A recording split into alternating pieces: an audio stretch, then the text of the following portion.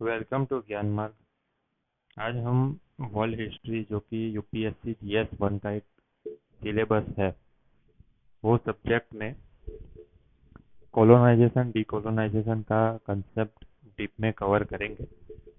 तो उसमें से काफ़ी क्वेश्चंस आए हुए हैं। हम देख सकते हैं कि ये जो 2013 में क्वेश्चन आया हुआ था, अफ्रीका का कॉलोनाइजेशन कैसे हुआ। 2014 में आया था कि एंटी कॉलोनाइजेशन स्ट्रगल इंडिया में कैसे हुई। 2016 में आया था कि अफ्रीका वेस्टर्न अफ्रीका में एंटी कॉलोनियल स्ट्रगल कैसे स्टार्ट हुआ। 2017 में मलय पेनिनसुला में डीकोलोनाइजेशन कैसे हुआ। और 2013 में जो इंट्रोडक्शन ऑफ रेलवे था, उनका सोशियो इकोनॉमिक इफेक्ट पूछा गया है, जिसमें एक इफेक्ट डीकोलोनाइजेशन यानी कि स्टार्टिंग ऑफ इंडिपेंडेंस भी एक इफेक्ट है उसका।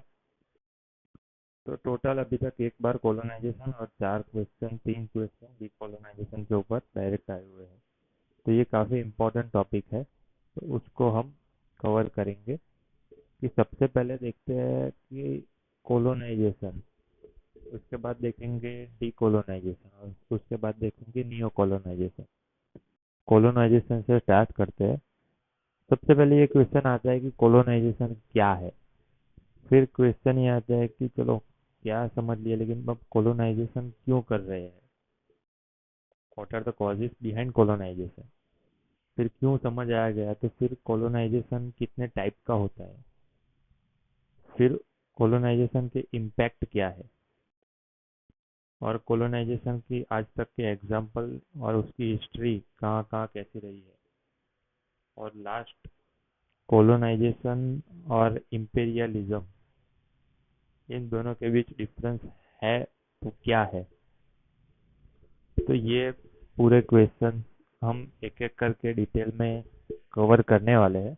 तो सबसे पहले ये है कि डेफिनेशन ऑफ कॉलोनाइजेशन। कॉलोनाइजेशन का मतलब ये है, कॉलोनी यानी कि पर्टिकुलर रीजन, दैट रीजन को एक्वायर करना, उसको इस्टेब्लिश करना, फिर उसको मेंटेन करना, फिर उसको एक्सपैंड करना और उसको एक्सप्लॉइट करना by the people from another territory. इसको बोलते हैं कॉलोनाइजेशन। यानी कि colonization is acquisition, maintenance. Acquisition एक सीक्वेंस में याद रखते हैं कि पहले एक्वायर किया यानी कि acquisition, then establishment, maintenance, expansion and exploitation of colony in one territory by people from another territory is called colonization। तो ये हो गया डेफिनेशन। नेक्स्ट क्वेश्चन ये है कि कॉलोनाइजेशन क्यों करते हैं। तो इसके लिए 3G याद रखने हैं कि गोल्ड, ग्लोरी एंड गॉड, ये तीन मेन रीजन है कॉलोनाइजेशन करने के। गोल्ड यानी कि फॉर द इकोनॉमिक पर्पज, पैसा कमाने के लिए दूसरी कंट्री और किसी और कंट्री को एक्सप्लॉइट करती है, वहाँ पे टेरिटरी से जो मिनरल्स है उसको निकालती है, या फिर वहाँ पे से रॉ मटेरियल लेके अपने वहाँ इंडस्ट्री होती है वहाँ पे, पूरा जो रॉ मटेरियल में से प्रोडक्ट बनाती है और वो प्रोडक्ट उसी कंट्री को बेचती है। ये हो गया फॉर द गोल्ड यानी कि economic purpose. Second is for glory. Glory यानी कि उस समय जब कॉलोनाइजेशन का एरा था 19th सेंचुरी में, तब ऐसा माना जाता था जो ब्रिटेन, फ्रांस और ये इटली और पोर्टुगीज, स्पेन वगैरह जो कंट्री थी यूरोप की, वो लोगों की बियॉन्ड द यूरोप जितनी कॉलोनीज होती थी एशिया, अफ्रीका और अमेरिका के रीजन में, लैटिन अमेरिका और नॉर्थ अमेरिका में, तो वो कॉलोनीज जितनी ज्यादा होती थी उतना उनको पावरफुल स्ट्रेंथन एम्पायर माना जाता था। उसको ग्लोरी ग्लोरी बोलते हैं कि वो ग्लोरी के लिए कॉलोनाइजेशन करते थे। And the third reason is God. God यानी कि जो यूरोप के जो कंट्री थे वो क्रिश्चियनिटी को मानते थे, और क्रिश्चियनिटी को स्प्रेड करने के लिए वो लोग कॉलोनाइजेशन करते थे, कि जिस कंट्री को वो कॉलोनाइज करते थे वहाँ पे क्रिश्चियनिटी को स्प्रेड करते थे। तो एक रीजन रीजन ये भी था रीजन ये भी था। अब है कि कॉलोनाइजेशन के टाइप कितने हैं। तो कॉलोनाइजेशन के दो टाइप है। एक है सेटलर कॉलोनाइजेशन और एक है एक्सप्लॉयटेशन कॉलोनाइजेशन। सेटलर कॉलोनाइजेशन का मतलब ये है कि large number of population of particular region, they are transmigrate to another region and settle there. जैसे कि बहुत सारी तादाद में लोग एक रीजन से दूसरे रीजन में जाते हैं, तो वो रीजन अपना ही बना लेते हैं वो लोग, उसको बोलते हैं colonization. One of type which is known as settler. And exploitation colonization में जो फ्यूअर पीपल जाते हैं वहाँ पे, और वहाँ पे उन लोगों जो दूसरे रीजन में जाते हैं उन वहाँ के लोगों के ऊपर अपना प्रभुत्व जमा लेते हैं, और वहाँ के रिसोर्स और लोगों को स्लेव बनाते हैं, रिसोर्स इकट्ठा करते हैं एग्रीकल्चर प्रोडक्ट रॉ मटेरियल के लिए, उनको एक्सप्लॉइट करते हैं। तो ये हो गया एक्सप्लॉइटेशन कॉलोनाइजेशन। तो ये दो टाइप थे। अब क्वेश्चन ये आता है कि what are the causes behind colonization. Cause क्या था। तो गोल्ड, ग्लोरी और गॉड तो थे, इनके अलावा इसकी हिस्ट्री भी देखते हैं कि उस समय एक्सप्लोरेशन का जमाना था, कि role of exploration in colonization क्या है। जैसे कि क्रिस्टोफर कोलंबस ने एक्सप्लोरेशन किया, वो इंडिया को ढूंढना चाह रहा था, हालांकि एक्सीडेंटली वो वेस्ट इंडीज में चला गया, तो इससे उनको अमेरिका मिल गया, तो उन्होंने ब्रिटेन ने बाद अमेरिका को कॉलोनी बना लिया। इसी तरह वास्को द गामा पोर्टुगीज जो लोग थे यहाँ पे आए वास्को द गामा के थ्रू, जो जामोरिन केरला के तट के ऊपर। उसके बाद उन्होंने गोवा में अपनी टेरिटरी इस्टेब्लिश कर दी और वहाँ पे कॉलोनाइजेशन किया। इस तरह फ्रांस के लोग भी इधर आए, और ब्रिटेन के लोगों ने तो फिर फ्रांस, डच और पोर्टुगीज को हरा कर यहाँ पे प्रॉपर कॉलोनाइजेशन कर दिया। तो रोल ऑफ एक्सप्लोरेशन भी काफ़ी ज़्यादा है इन फॉर कॉलोनाइजेशन। दूसरा है कि टेक्नोलॉजिकल इनोवेशन हुआ, जैसे कि कंपास, और मॉडर्नाइजेशन ऑफ शिपमेंट इंडस्ट्री भी हुआ। इसकी वजह से जो एक्सप्लोरेशन करना ज़्यादा अच्छा हो गया और ट्रैवलिंग इजी हो गया। इसकी वजह से एक टेरिटरी के पीपल दूर से अनदर टेरिटरी में जाके उनको कॉलोनाइज कर पा रहे हैं। तो first reason is exploration, second is technological innovation. इसी के कारण मशीनरी भी इवॉल्व हुई और इनोवेशन हुए।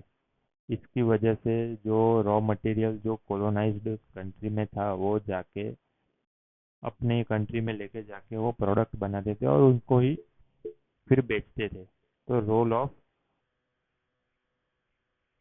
टेक्नोलॉजिकल इनोवेशन भी है।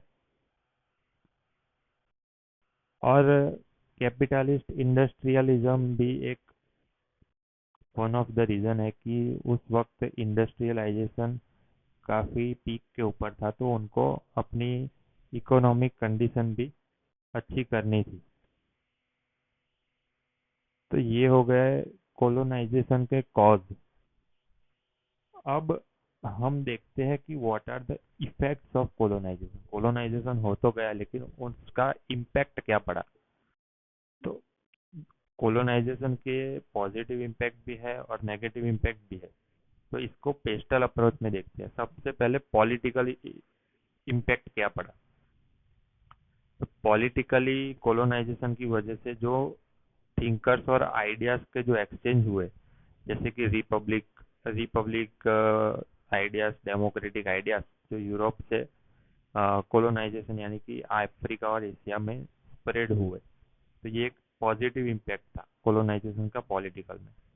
फिर दूसरा इम्पैक्ट ये था कि वहाँ पे नेशनलाइजेशन की भावना जगी, ये एक पॉजिटिव इम्पैक्ट था। और रेलवे ने भी इसमें क्रूशियल रोल प्ले किया, क्योंकि उनको एंटी कॉलोनाइजेशन भावना उनके प्रति की उनको पता चल गया कि ये लोग हमें एक्सप्लॉइट कर रहे हैं, तो नेशनलिज्म की भावना भी वहाँ पे जगी। एक कॉलोनाइजेशन का पॉजिटिव इम्पैक्ट है पॉलिटिकल में।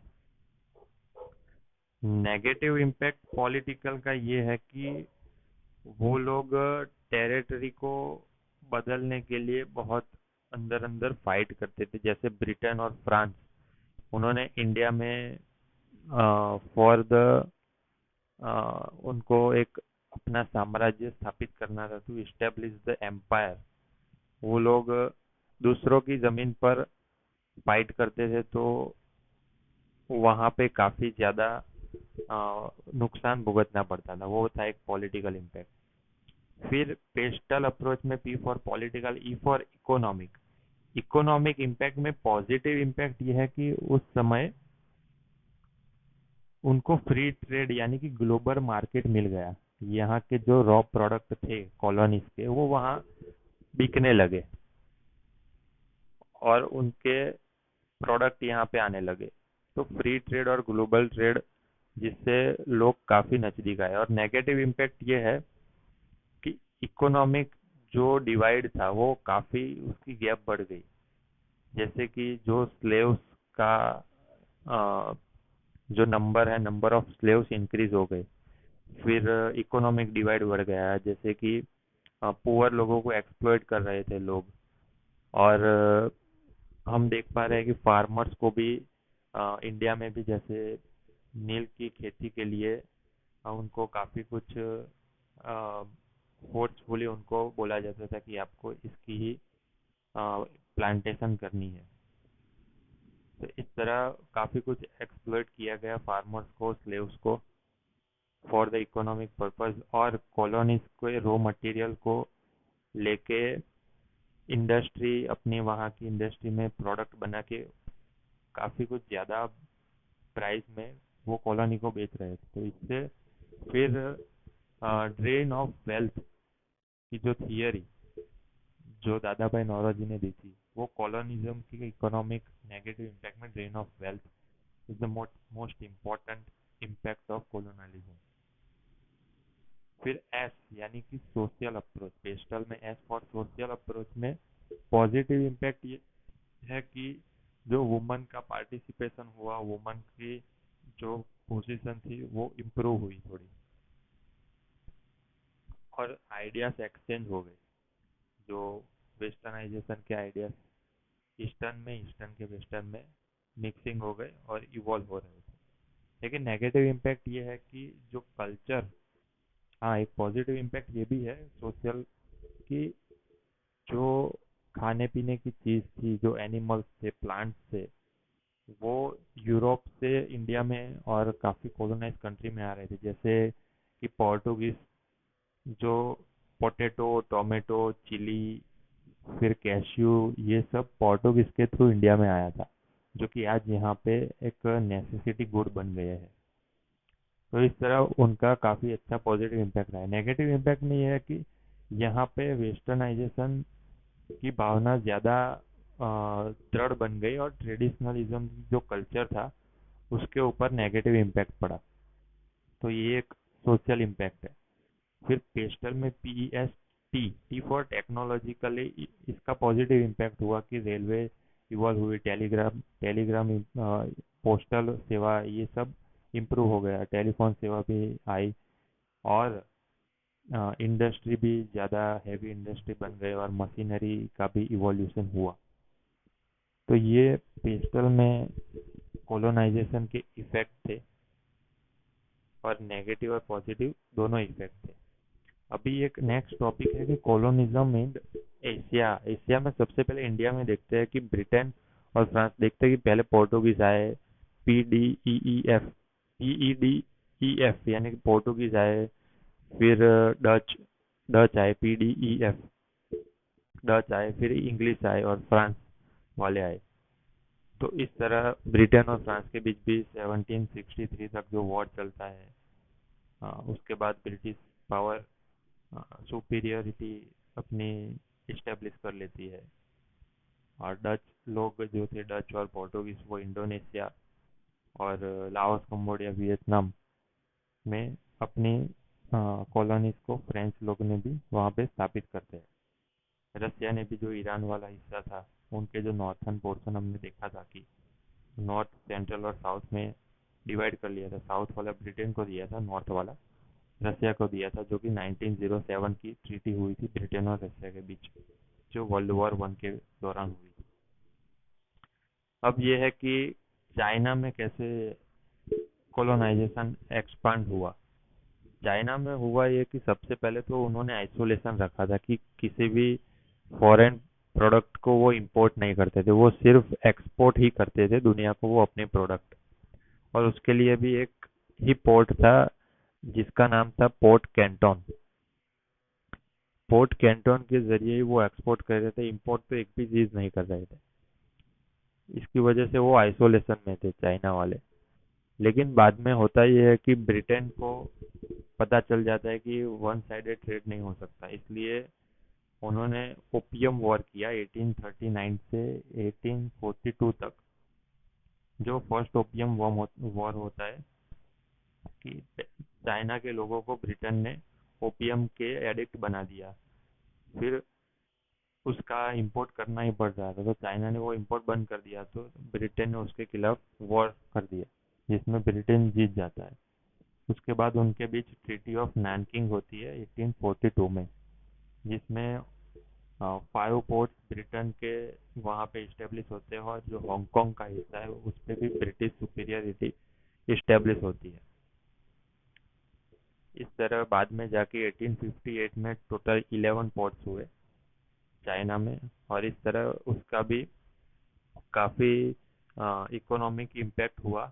और चाइना में कोलोनाइजेशन स्टार्ट इस तरह हुआ कि जो मंचूरिया वाला हिस्सा था उसमें रसिया का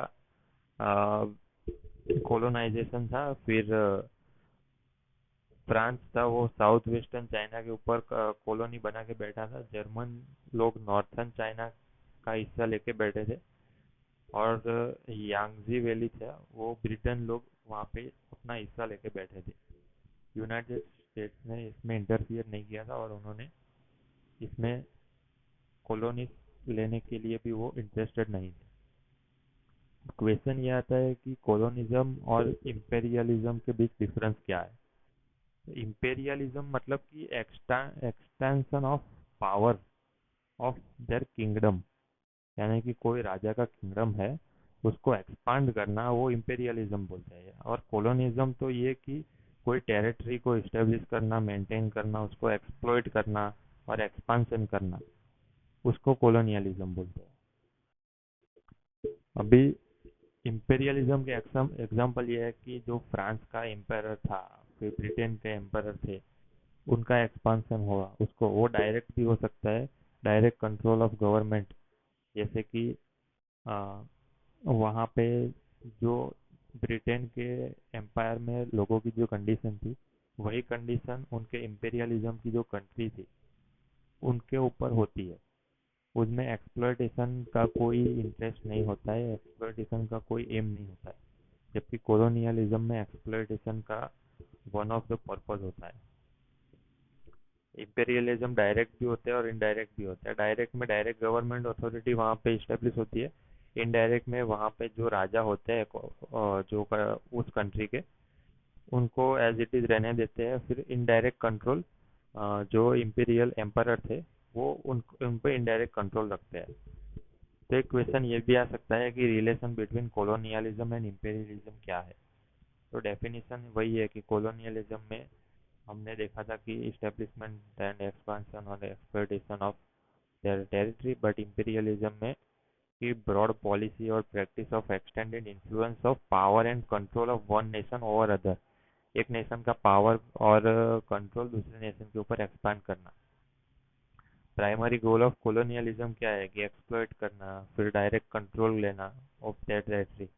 बट इंपीरियलिज्म का जो है वो प्राइमरी पर्पस ये है कि अपने नेशनल पावर और इन्फ्लुएंस को बढ़ाना, नॉट एक्सप्लॉयटेशन।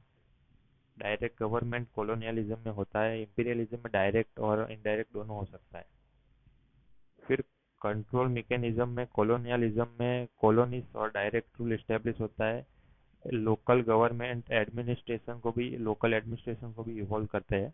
जबकि इंपीरियलिज्म में इकोनॉमिक डोमिनेंस थ्रू ट्रेड होता है, पॉलिटिकल इन्फ्लुएंस और कल्चरल डिफ्यूजन होता है without necessary establishing colonies. Example of colonization है वो है ब्रिटेन ने जो इंडिया में किया था, वो कोलोनाइजेशन का एग्जाम्पल है। और इंपीरियलिज्म में ये है कि स्क्रैम्बल फॉर अफ्रीका जो हुआ था, यानी कि यूरोपियन पावर